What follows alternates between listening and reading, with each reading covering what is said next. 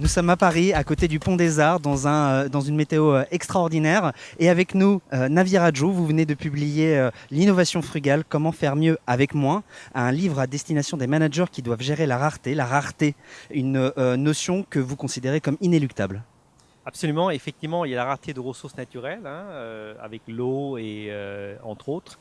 Il y a aussi les ressources financières qui deviennent rares. Donc effectivement, les managers demain doivent apprendre à faire mieux avec moins, c'est-à-dire créer plus de valeur économique et sociale en minimisant l'utilisation de ressources rares.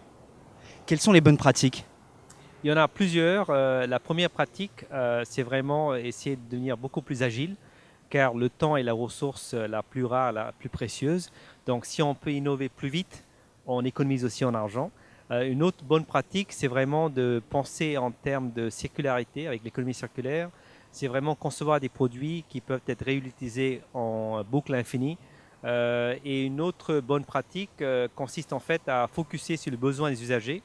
Donc au lieu d'essayer de créer une solution qui peut être très complexe, en développant des solutions simples qui répondent peut-être à 80% des besoins des clients, on peut effectivement apporter plus de valeur aux consommateurs que d'essayer de développer des solutions très complexes. Alors vous avez entre les mains un objet, je vais vous demander juste de m'expliquer ce que c'est. Montrez-moi, montrez.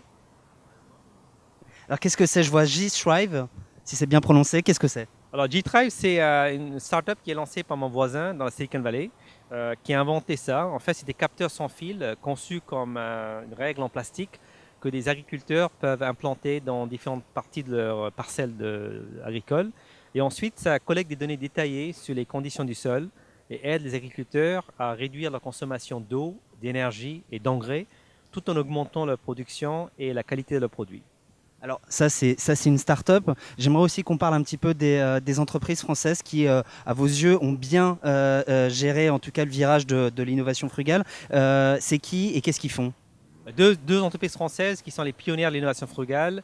La première, c'est Renault, qui bien sûr a lancé la marque Logan et ensuite la marque Dacia, qui aujourd'hui cartonne dans le monde avec leur voiture entrée de gamme, déclinée sous la marque soit Dacia ou Renault, qui est vraiment une pionnière parce qu'après 10 ans le lancement de Logan, il n'y a pas un seul constructeur automobile Occident qui est capable en fait de répliquer ce qu'ils ont fait. Donc Renault est vraiment un pionnier de l'innovation frugale dans l'industrie automobile. Et puis il y a l'entreprise Tarkett qui vend en fait des revêtements de sol, qui est en train de devenir une vraie référence en termes d'économie circulaire, parce qu'en effet, leur objectif est de pouvoir recycler continuellement tous leurs produits dans les années à venir. Donc je dirais Tarkett et Renault sont deux entreprises pionnières de l'innovation frugale. Si vous aviez un seul conseil à donner aux managers qui nous regardent, ce serait quoi?